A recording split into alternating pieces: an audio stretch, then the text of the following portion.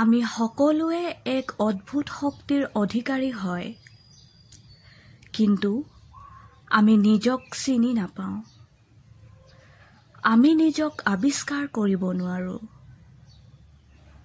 ঈশ্বৰে আমাক ইমান শক্তিশালী কৰি জন্ম দিছে বা ইমান শক্তিশালী কৰি আমাক স্থাপন কৰিছে, কিন্তু আমি নিজৰ শক্তিখিনিক বিচাৰি নাপাওঁ। এই নিজৰ শক্তিখিনিক বিচাৰিব কাৰণে কিবা নিশ্চয় এটা সুন্দৰ প্ৰক্ৰিয়া আপুনি অৱলম্বন কৰাটো দৰকাৰ। আমি নিজৰ যি হেৰুৱা শক্তি, শাৰীৰিক হওক, মানসিক হওক, এই শক্তিৰ প্ৰাপ্তিৰ কাৰণে নিশ্চয় আমি কিছু প্ৰক্ৰিয়া অৱলম্বন কৰা দৰকাৰ। বিভিন্নজন চাইণ্টিষ্টে, বিভিন্নজন এই ধৰণৰ বিষয়বিলাক ৰিচাৰ্চ কৰা ব্যক্তিসকলে আপোনালোকৰ কাৰণে, আমাৰ কাৰণে এটা সুন্দৰ প্ৰক্ৰিয়া, সুন্দৰ তত্ত্ববিলাক আমাক দি যায়। কিন্তু বিভিন্ন অসুবিধাৰ কাৰণে আমি এই অধ্যয়ন কৰিব নোৱাৰোঁ, তাক আমি আগবঢ়াই নিব নোৱাৰোঁ।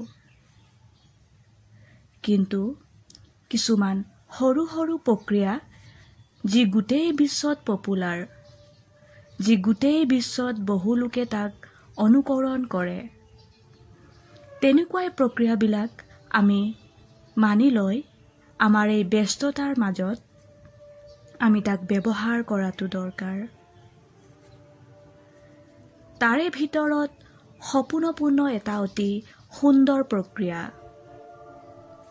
গতিকে আপুনি ভিডিঅ'টো শেষলৈকে চাব, কিয়নো আমি ইয়াতে সপোনপূৰ্ণৰ পৰা আপুনি কেনেকৈ লাভৱান হ'ব, কি কি দিশত আপুনি লাভৱান হ'ব, আপোনাৰ জীৱনটোক কেনেকৈ আপুনি সুন্দৰতম দিশলৈ লৈ যাব, আমি এই কথাখিনি পাতিম। বন্ধুসকল, আপুনি নিশ্চয় দুখৰ পৰা ওলাব বিচাৰে। আপুনি যিটো দুখৰ মাজত বা যি কষ্টৰ মাজত অতিবাহিত কৰিছে, সেই কষ্ট আৰু দুখৰ পৰা আপুনি এটা সুন্দৰ জীৱন লাভ কৰিব বিচাৰে। আপুনি আপোনাৰ জীৱনটোক আপুনি আকাংক্ষা কৰাৰ নিচিনাই সুন্দৰতম কৰিব বিচাৰে। কিন্তু এই সুন্দৰতম কৰিবলৈ যাওঁতে আমি বহু সময়ত ভুল দিশত গতি কৰোঁ। ভুলকে আমি পুনৰবাৰ ভুল কৰোঁ। আমি সঠিক দিশত গতি কৰিব নোৱাৰোঁ। আৰু সেই কাৰণেই আমি বিভিন্ন গুৰু, বিভিন্ন ধৰ্ম, যিসকল শ্ৰেষ্ঠ লোক, তেওঁলোকক আমি অনুকৰণ কৰোঁ। সেই ধৰণে সপোনপূৰ্ণ হাৱাইন লোকসকলে ইয়াক অনুকৰণ কৰে। ই এটা প্ৰাৰ্থনা প্ৰক্ৰিয়া হয়, যি প্ৰকৃতাৰ্থত সঁচাকে কামত দিয়ে।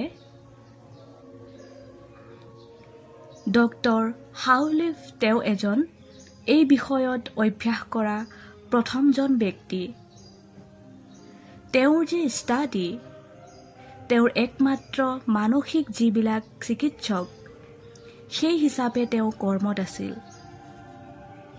আৰু তেওঁৰ যিবিলাক পেচেণ্ট আছিলে, সেই পেচেণ্টসকলক তেওঁ এই প্ৰক্ৰিয়াটোৰ জৰিয়তে ট্ৰিটমেণ্ট কৰিছিল আৰু সঁচাকৈয়ে 100% ৰিজাল্ট পাইছিলে।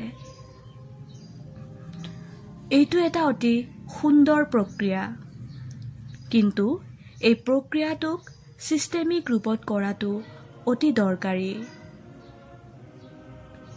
এই প্ৰক্ৰিয়াটো অৱলম্বন কৰি আপোনাৰ জীৱনৰ যি আপুনি ধন কামনা প্ৰাপ্তি কৰে, আপোনাৰ জীৱনৰ যি প্ৰেম প্ৰাপ্তি, আপোনাৰ ঘৰ এখন সুন্দৰময় হোৱাৰ যি কামনা, বা আপুনি যি পপুলাৰিটি হ'ব বিচাৰিছে, বা আপুনি আপোনাৰ জীৱনৰ যি আকাংক্ষা, তাৰ ফল আপুনি লাভ কৰিব বিচাৰিছে,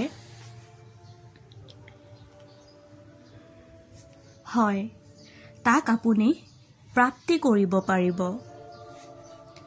সপূৰ্ণপূৰ্ণ প্ৰক্ৰিয়াটো মাত্ৰ 4টা সেন্টেন্সৰ এটা প্ৰাৰ্থনা।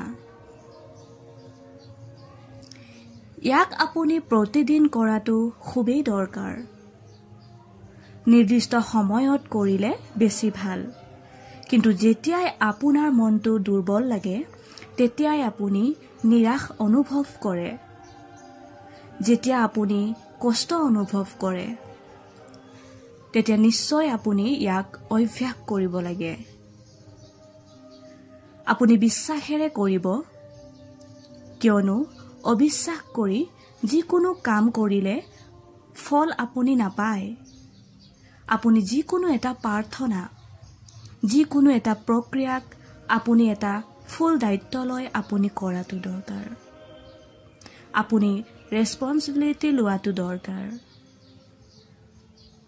সপূৰ্ণপূৰ্ণ ই আপোনাক শিকায় আপুনি যি ভুল কৰিছে, আপুনি যি জীৱনত যিবিলাক কাম কৰিছে, সকলো জীৱনৰ সকলো ভুল শুদ্ধ সকলো দায়িত্ব আপোনাক ল'বলৈ শিকায়। আৰু আপুনি বিশেষকৈ নিজৰ লগত যি ভুল কৰিছে, নিজৰ লগত যি সমস্যাৰ সৃষ্টি কৰিছে, আপুনি নিজৰ লগত যি আপুনি ভুল দিশত আপোনাৰ জীৱনটো বহুতবাৰ লৈ গৈছে,